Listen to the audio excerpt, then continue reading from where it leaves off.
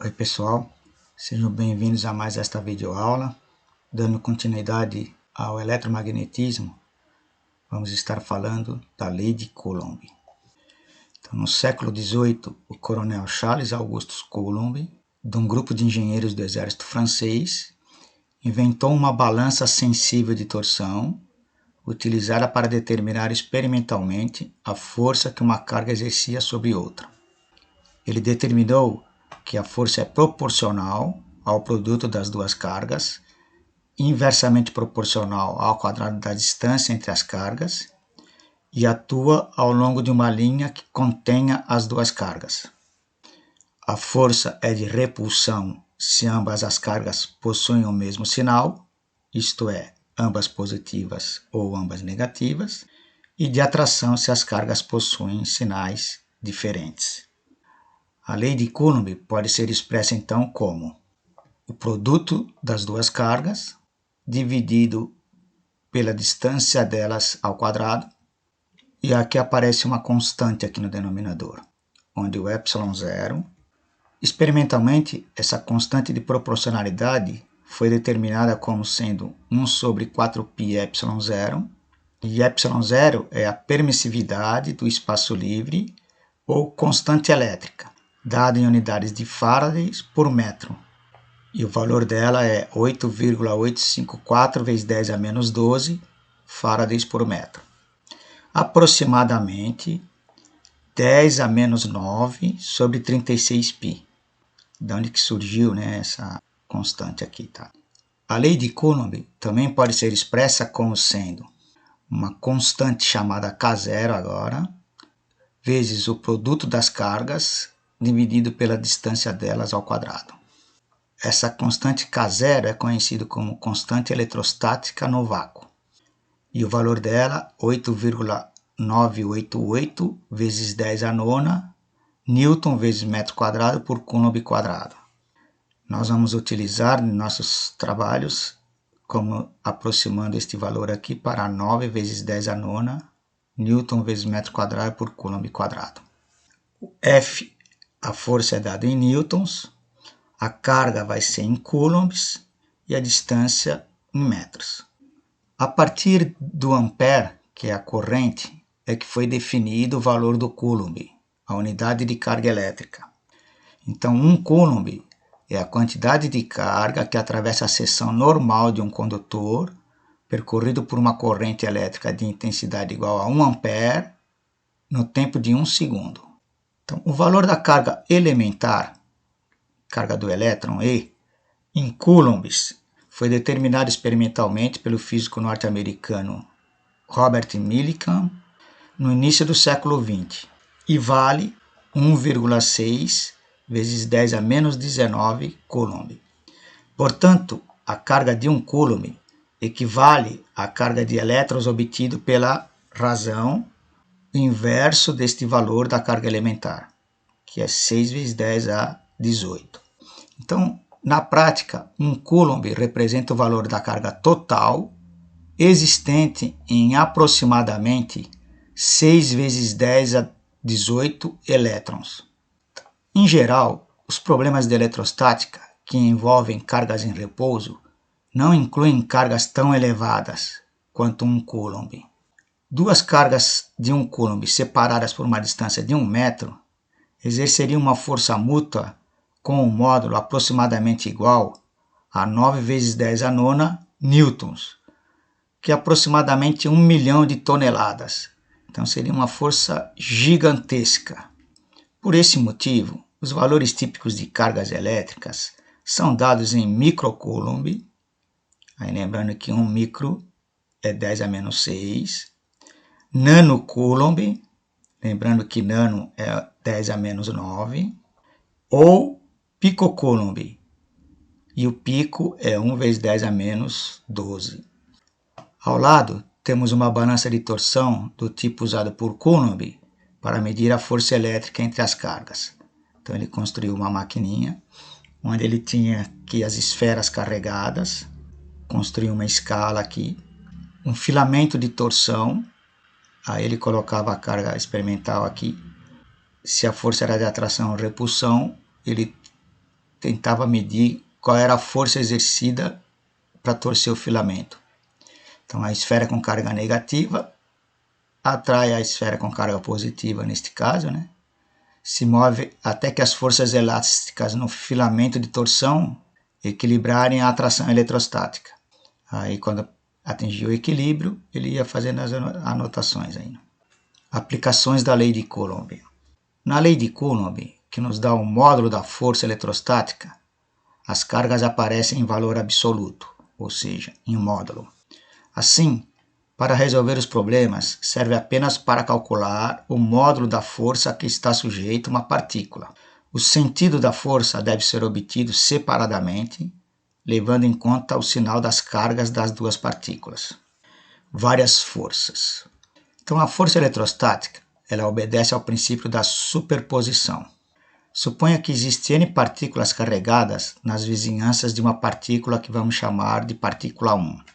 Nesse caso, a força total que a partícula 1 está submetida é dada pela soma vetorial das forças exercidas individualmente por cada partícula. Então, nós podemos dizer que a força total sobre a partícula 1 vai ser a força exercida pela partícula 2 sobre a partícula 1. Então, aqui o normal é sempre a gente colocar, no primeiro termo, qual é a carga que está exercendo força, e no segundo, qual é a carga que está recebendo a força. Então, como a gente está querendo saber em 1, então a força que a carga 2 está exercendo em 1, mais a força que a carga 3 estaria exercendo em 1, e assim por diante, mais a força que a enésima carga estaria exercendo na carga 1. Se você deseja saber que a força resultante que haja sobre uma partícula carregada, que está cercada por outras partículas, o primeiro passo é definir claramente qual é a partícula a ser investigada. O segundo é calcular as forças que as outras partículas exercem sobre a partícula escolhida. Desenhe os vetores que representam essas forças com as origens de todos os vetores na partícula que você deseja descobrir a força. E, finalmente, some as forças usando uma soma vetorial. O resultado dessa soma vetorial é a força resultante que age sobre a partícula escolhida. Agora vamos ver alguns exercícios de aplicação da lei de Coulomb. Suponhamos, então, que nós tivéssemos aqui duas cargas Q1 e Q2 separadas pela distância D. Então, na figura, estão representando essas cargas, Q1 igual a 3 microcoulombs e Q2 igual a 4 microcoulombs, são cargas de mesmo sinal. E a distância entre elas é de 2 metros. Gostaríamos de saber qual é o módulo da força de interação elétrica entre essas partículas. Essa força vai ser de atração ou de repulsão? E qual é o módulo dessas forças se a distância for reduzida a 0,4 metros? Então, inicialmente, a força de interação elétrica vai ser dada pela lei de Coulomb. Então, basta aplicar a lei de Coulomb. Lembrando que o K0 é 9 vezes 10 a nona. Aí, micro é 10 a menos 6. Então, Q1 era de 3 microcoulombs, o Q2 era 4 microcoulombs.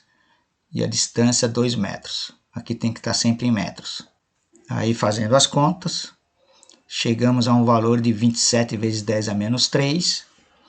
Aqui também é normal colocar sempre notação científica, ou seja, um número maior que 1, menor que 10.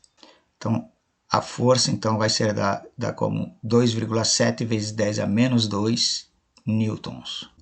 Aí ele pergunta se a força é de atração ou repulsão.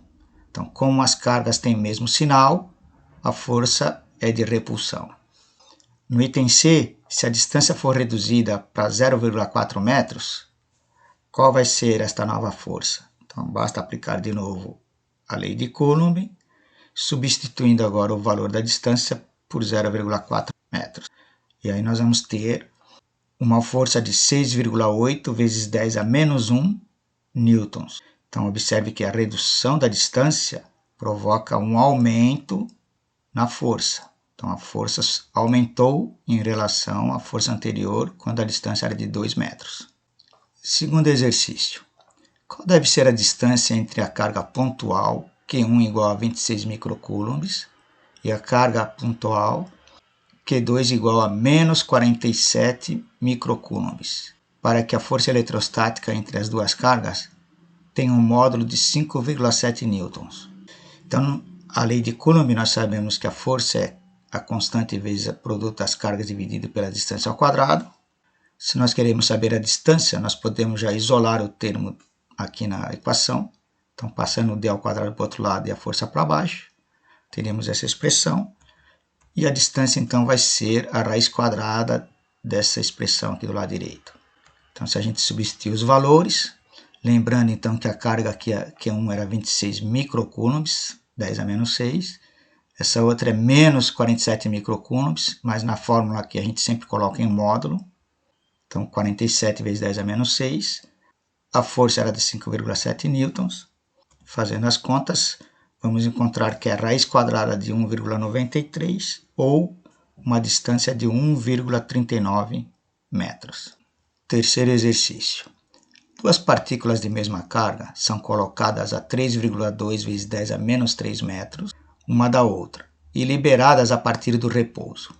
A aceleração inicial da primeira partícula é de 7 metros por segundo ao quadrado e a da segunda é de 9 metros por segundo ao quadrado. Se a massa da primeira partícula é 6,3 vezes 10 a menos 7 kg, determine qual é a massa da segunda partícula e o módulo das cargas dessas partículas. Então, elas têm a mesma carga, né? Então, como a força em cada carga é a mesma, nós podemos escrever que F1 igual a F2, lembrando da lei de Newton, que força é a massa vezes a aceleração. Então, a massa 1 vezes a aceleração 1 é a massa 2 vezes a aceleração 2. Aí a massa 1 é 6,3 vezes 10 a menos 7. A aceleração dela é de 7 metros por segundo ao quadrado. A massa 2 é a que desejamos encontrar. E a aceleração dela é de 9 metros por segundo ao quadrado. Daqui nós tiramos que a massa 2 vale 4,9 vezes 10 a menos 7 kg.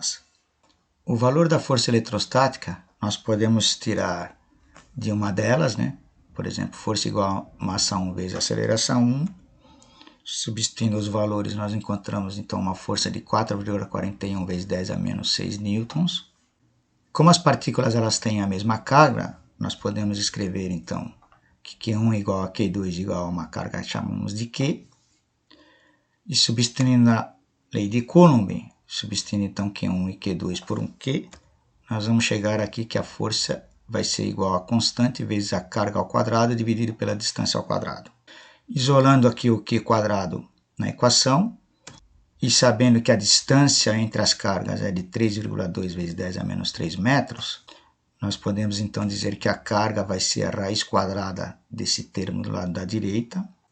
E substituindo os valores, então, nós chegamos a um valor de 70,84 vezes 10 a menos 12 coulombs, ou podemos escrever que a carga tem um valor de 70,84 picocoulombs. Então, 10 a menos 12, pico. Quarto exercício. Na figura estão representadas três partículas, 1, 2 e 3, de cargas de mesmo valor. Então, Q1 igual a Q2 igual a Q3, todas elas valem 3 microcoulombs, ocupando os vértices de um triângulo equilátero de 1 metro de lado. Então, aqui é um triângulo equilátero com 1 metro de lado. Sabendo que as cargas Q1 e Q2, então Q1 e Q2, são negativas, e Q3 é uma carga positiva, caracterize a força elétrica resultante sobre a partícula Q2. Quando a gente colocar assim, ó, caracterize a força elétrica, é responder a três perguntas. Qual é o valor? Qual é a direção? E qual é o sentido desta força? Tá? Então, nós temos que calcular e depois indicar a direção e sentido desta força na carga onde a gente deseja. Então, no caso, é a partícula Q2. Então, devemos inicialmente desenhar os vetores das forças de interação de cada carga na carga onde temos interesse em determinar a força resultante. No caso, aqui a gente quer em cima da carga Q2. Então, a força entre as cargas Q1 e Q2 vai ser de repulsão, que ambas são negativas. Então, a gente vai desenhar aqui uma força sentido contrário, né? E vamos chamar força da carga 1 sobre a carga 2.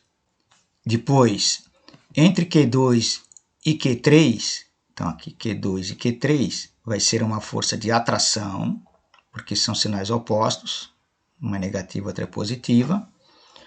Aí desenhamos este vetor aqui e vamos dizer que é a força da carga 3 sobre a carga 2. Aí devemos encontrar os ângulos envolvidos. Nós sabemos que o ângulo interno do triângulo equilátero é de 60 graus, então aqui esse ângulo é 60 graus.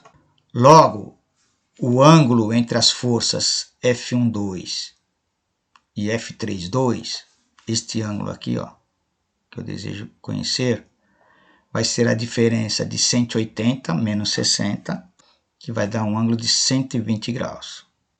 Sendo a força resultante mostrada na figura, como é que a gente desenha a força resultante aqui? A gente desenha uma linha paralela a esta, passando aqui na ponta desta outra, e uma linha paralela a esta, passando na ponta desta outra força. E aí o vetor resultante vai ser o vetor na mesma origem, no encontro das duas aqui. Então aqui a força resultante vai ser esta força aqui, ok? Então aqui nós já respondemos a duas perguntas. Qual é a direção e o sentido? Quando nós desenhamos aqui, nós já estamos mostrando a direção e o sentido. Agora basta calcularmos o valor. Estipulados os vetores, devemos calcular os módulos dessas forças envolvidas. Como as forças são todas iguais, nós vamos poder escrever que a força da carga 1 sobre a carga 2 e a da carga 3 sobre a carga 2, todas elas valem K0 vezes Q dividido por D ao quadrado.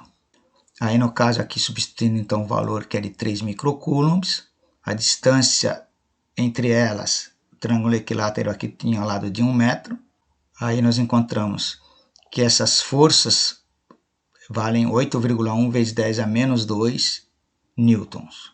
Agora nós devemos fazer a soma vetorial entre as forças F12 e F32. Tá? Quanto dá essa soma vetorial aqui?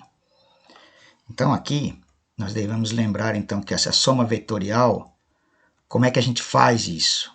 O cálculo dessas forças resultantes aqui, ela vai ser a força resultante ao quadrado, vai ser o quadrado de uma delas, mais o quadrado da outra força, mais 2 vezes uma força vezes a outra, vezes o cosseno do ângulo entre as forças.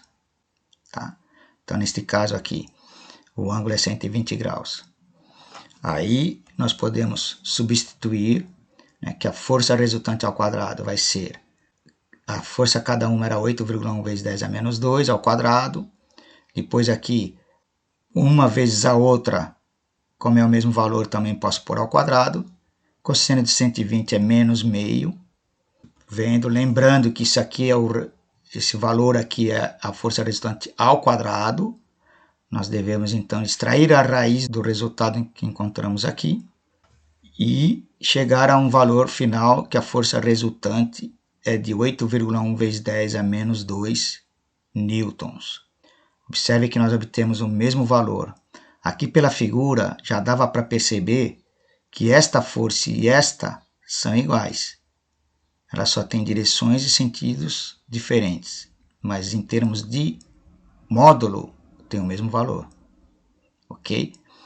Vocês podem treinar depois, exercitar, calcular qual seria a força resultante sobre K3, qual seria a força resultante sobre K1. Ok?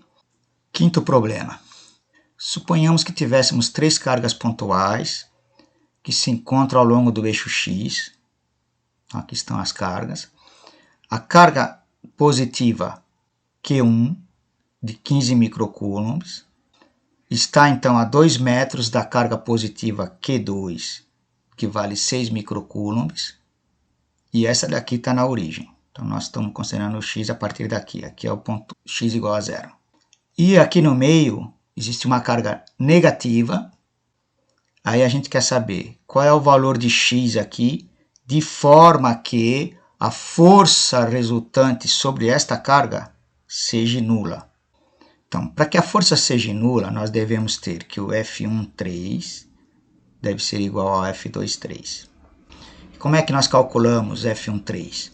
Então, vai ser K0 vezes Q1 vezes Q3 sobre D ao quadrado. Nesse caso, nós sabemos que o Q1 vale 15 vezes 10 a menos 6. E qual é a distância entre a carga 1 e 3? Então, aqui, ó, a carga 1 e a carga 2, a distância entre elas era 2 metros, certo? Eu quero saber qual é o valor de x a partir da origem. Então, aqui chamei de x, posição desta carga. Então, eu sei que a diferença aqui é 2 menos x. Então, a distância entre a carga Q1 e Q3 é 2 menos x. Como na fórmula vem ao quadrado, elevamos ao quadrado. Vamos chamar essa equação de equação A. Qual é a força entre 2 e 3? Então, vai ser lei de Coulomb, aqui Q2 e Q3.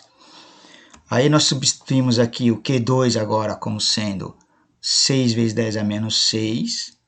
E a distância agora entre Q2 e Q3 é a distância x, que vai aparecer aqui ao quadrado. E vamos chamar essa segunda equação de equação B. Então, para que a força resultante seja nula, nós devemos ter que essas duas forças devem ser iguais. E se igualarmos as equações A e B, nós temos, aqui está a equação A, aqui estaria a equação B. E aí nós podemos cancelar a constante aqui dos dois lados. Nós podemos cancelar aqui o 10 a menos 6 do microcoulomb. E nós podemos cancelar aqui a carga Q3, que aparece dos dois lados. Aí agora nossa equação ficou reduzida a 15 dividido por 2 menos x ao quadrado é igual, do lado de cá, 6 dividido por x ao quadrado. Aí agora trabalhando a equação, multiplicando em x aqui, né? Nós temos que 15x quadrado é igual a 6 vezes 2 menos x ao quadrado. Aí aqui deste lado, lembrando que se nós temos a menos b ao quadrado, é o quadrado do primeiro, menos 2 vezes o primeiro pelo segundo, mais o quadrado do segundo. Então, aqui vai ficar 2 ao quadrado, menos 2 vezes 2, 4x, vezes x, né? E do lado de cá, x quadrado. Aí, agora, multiplicando aqui esses valores, né? Nós vamos ter 2 ao quadrado é 4 vezes 6, 24. 6 vezes 4, 24, menos 24x, mais 6x quadrado. Agora, passando tudo para um único lado, nós vamos ter aqui 15x quadrado menos 6x quadrado, aí o menos que estava aqui vai para lá, vira mais, e o 24 vai virar menos 24. Isso tudo igual a zero. Aí, aqui os termos em x quadrado, agora fica reduzido a 9x quadrado, mais 24x, menos 24 igual a zero. Então, nós temos que achar agora os valores que resolvem esta equação. Então, resolvendo por Bhaskara, nós temos que determinante b ao quadrado menos 4ac. Então, a gente substitui aqui, lembrando que aqui é a, b e c. Então, 24 ao quadrado menos 4 vezes 9, que é o a, vezes o c, que é menos 24. Né? Aí aqui o menos vai virar mais. E aí, efetuando a conta, nós chegamos que o determinante é 1440. Aí, lembrando que o x é dado por menos b mais ou menos raiz quadrada do determinante sobre 2a. Aí nós vamos ter aqui menos b. B era 24, então vai ficar menos 24, mais ou menos raiz de 1440, dividido por 2 vezes 9, é o valor de x. Muito bem, aí chegamos aqui, a raiz de 1440 é 37,95. Então, os valores encontrados vai ser x1 igual a 0,77 e o x2 menos 3,44. Então, para o valor positivo de x, a partícula aqui, então, vai se encontrar entre as duas cargas. E a força devido a essas cargas, elas têm sentidos opostos, porque aqui esta é a atração para lá de cá. Entre esta e esta, a atração para o lado de cá. E se anulam, então, quando x for 0,77 metros. Para o valor negativo de x, esta carga estaria à esquerda dessas forças. E aí, lembrando que a força de interação entre essa é de atração, então vai ser nesse sentido. Então, a força entre 2 e 3 para a direita. E entre a carga 1 e Q3 também vai ser de atração e também vai ser para a direita. Então, se as duas forças resultantes vão ser para a direita, é impossível elas se anularem.